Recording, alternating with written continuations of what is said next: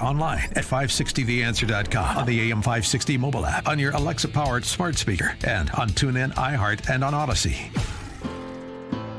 Insert Democrat socialist here. Runs the Democratic House floor for 30 plus years running.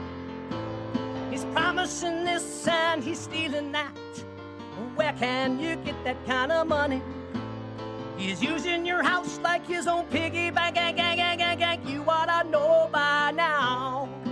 You can pay off your house here in Illinois, but you can never keep up with the taxes. Oh, how it's always been the plan to have a taxpayer pay, no doubt. Not a matter of if anymore, but when. You're moving out. I said when you're moving out. Top of the morning, Dan and Amy. Amy not in today. She's under the weather. Hopefully she'll be back tomorrow. That theme music means it's time for our weekly confab with Ted Dabrowski, president of wirepoints.org, all things Illinois policy related. Before we get to Ted, this op-ed from Maurice West. He's a state representative out of Rockford and a card-carrying member of the Race Hustling Caucus. And the Race Hustling Caucus, that's the Democrat Socialist Caucus. I don't care, black, white, Latino, Asian, Race Hustling Caucus. Without exception. He writes in the Rockford Register-Star, allow me to share my truth with you. Oh, boy.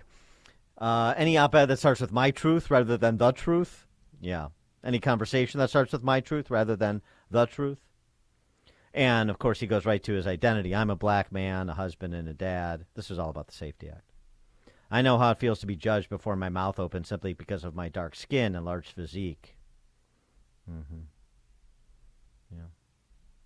And he's responding to the Winnebago County State's Attorney Jay Hanley's op-ed concerning the substantive criticisms of the Pritzker Purge Law, the so-called Safety Act.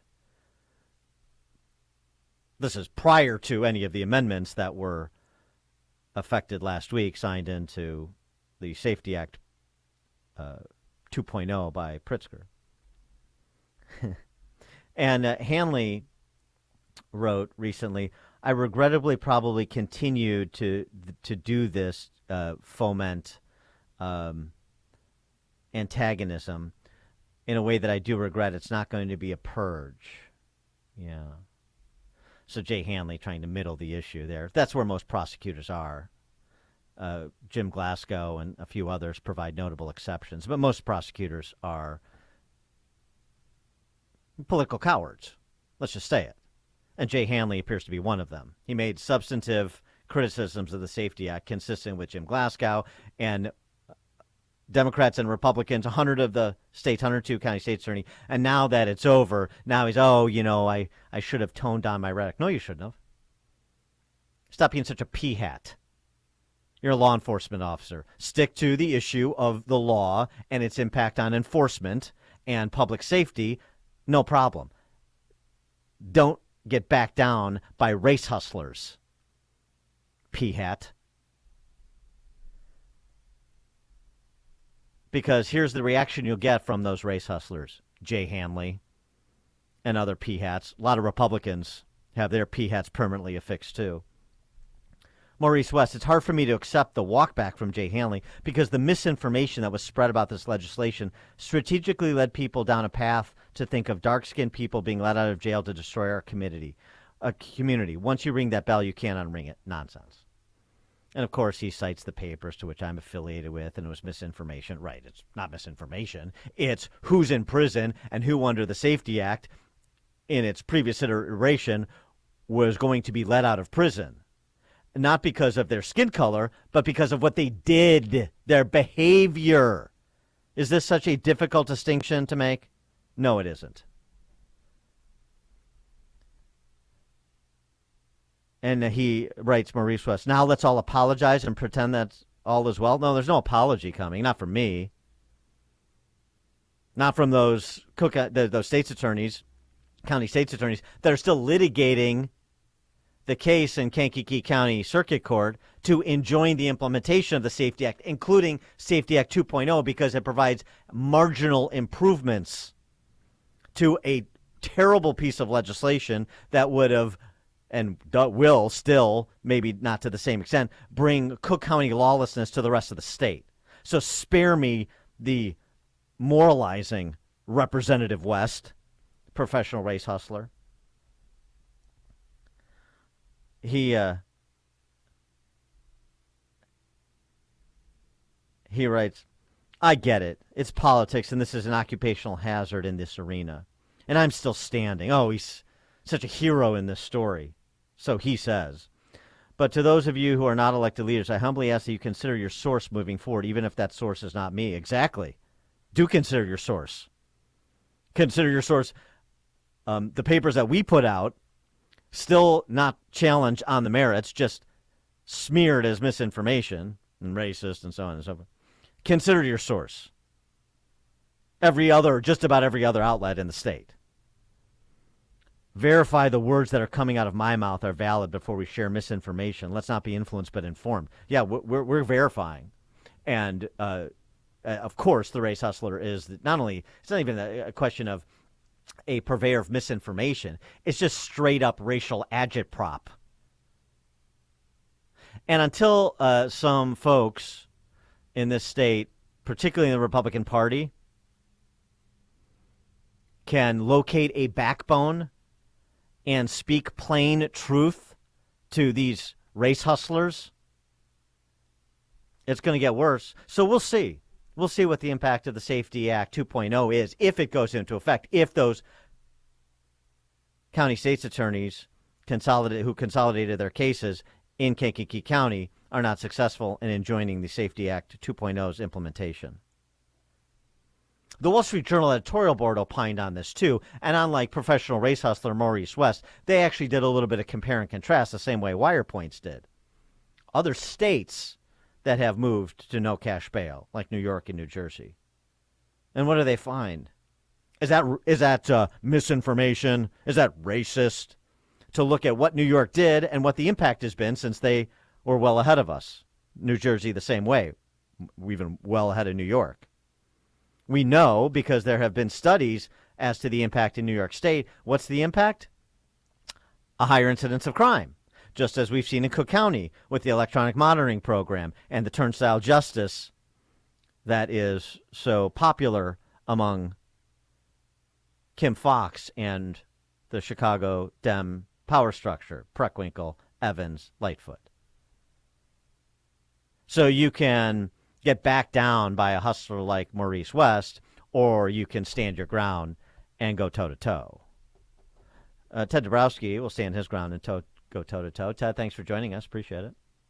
Hey, thanks, Dan. I appreciate it. And so the Journal, they had a little bit different take on Maurice West. I'm not accepting anybody's apology. Well, no one's offering him one. Well, yeah, what's fascinating about Maurice West and others who criticize the complaints that we made, guys like you and us made, is it just begs the question: did they ever read the law? And I would bet that most of them never read the law, and you can't glance at it. You have to read it and find its flaws, because the flaws are there. It's written so poorly, or it was written so poorly, but that's why all those holes were there. And what's fascinating about all this is we made the laundry list of things that were wrong. They said, the other side said, we were wrong, misinformation and all that. Well, you go back and look at what they fixed last week. Every one of those things we complained about, guess what they fixed? That stuff. Not the major stuff, but they fixed all those things we talked about. The crimes that weren't going to be detained and all that. They fixed them. Why? Arresting the ability to arrest trespassers. The standard for detention, threat to the community is acceptable, not a specific identifiable individual. The standard for police pursuit, not a specific individual threat, but a general threat to the community. These are important fixes. Yeah. They improve it. And the only reason that they made those improvements is because of people like us who were ridiculed and called racist by people like Maurice West, but they did it anyway. And now Maurice West wants an apology. Exactly. So they fixed all that stuff. What's fascinating, the second part that's fascinating, is that guys like Maurice West, they love to talk about this, but they ignore who the victims are. And if you look at, particularly Cook County, but I'm sure it's the same in Rockford. I haven't analyzed the numbers in Rockford. It's the blacks who are the victims. they're the majority of the perpetrators, but they're certainly the majority of the victims, especially when it comes to murders.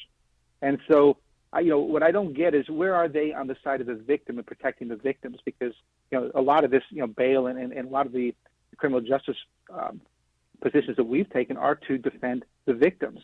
And so, guys like Maurice West are absent in protecting their own victims in their own communities.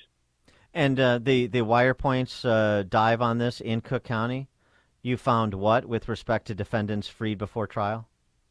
Yeah, and of course this is their own data coming from the Chicago team, but 15,000 of those released on release where we go out and perpetrate another crime. Now, of course, not all those crimes are violent crimes, but a big share of them are. And this is kind of the whole broken windows problem, is that you start letting people do these quote petty crimes, like maybe steal $500 worth of value from a store, and they get out on misdemeanor. Well, guess what? That invites more crime, and that's why we got this revolving door in Chicago. I mean, just to again underline an exclamation point, this between 2017 and 2022. 2017, when Tim Evans reduced the use of bail in Cook County courts, 15,000 defendants freed before trial were charged with new offenses. 15,000 in 5 years. Right? Yeah, and nearly 3,000 of them were classified as violent offenses. So, 1,600 were weapons offenses. And so, we complain about, police misconduct, and any police misconduct is bad, right? But any police misconduct is bad. But we complain about one or two, and here we are allowing people to get back out and create 1,600 weapons offenses, 3,000 violent offenses. It matters. And so, what's the sort of the general Wirepoints take on Safety Act 2.0, assuming that it does take effect in Jan 1? Right. I think, again, all we can look at, and it's hard to know because it's hard to know how all these judges will react. What we do know is that, the whole purpose of the other side pursuing these reforms is more people being released, right? Their whole goal is to have fewer and fewer people held before trial. And, that should always be the goal, everything else equal. But, if you look at Cook County as our guide, and if you look at the pressure and the whole racist pressure, that equity pressure we're under, you can imagine more judges, I think, will end up releasing than they should have, and that can only mean more crime and more victims. And we'll have to find our way out of this, but we have to wait and see what happens. We have to wait and see what the damage is. One state's attorney told me that this is a massive experiment. You don't go from a long-term bail system and immediately just end it and go to nothing. And see what happens. And that's what it is. It's an experiment with people's lives. And we know whose lives those are going to be. It's not going to be, the people on the leafy North Shore. It's going to be, black families in the inner city who are going to bear the brunt of crime. On another topic, you've written up a piece that we've reached another milestone in Illinois. I want to memorialize this. 1,000 days. 1,000 days we've been under Governor Spalding's emergency exec orders per COVID. Yeah, 1,000 days. I mean, nobody. We had one. I think one TV station covered this. It's the 37th time. He does them in 28-day increments. He has these disaster declarations. It's the same one that Governor Pritzker did back on March 12, 2020, and he just keeps repeating it. 102 counties in disaster. I have to continue to have executive powers over Illinoisans, and that should scare people on many fronts. In particular, if these COVID numbers pop up, and he wants to re-implement different kinds of controls. But the big driver is he keeps counting on more and more Fed bailout money for things like food stamps and Medicaid. And the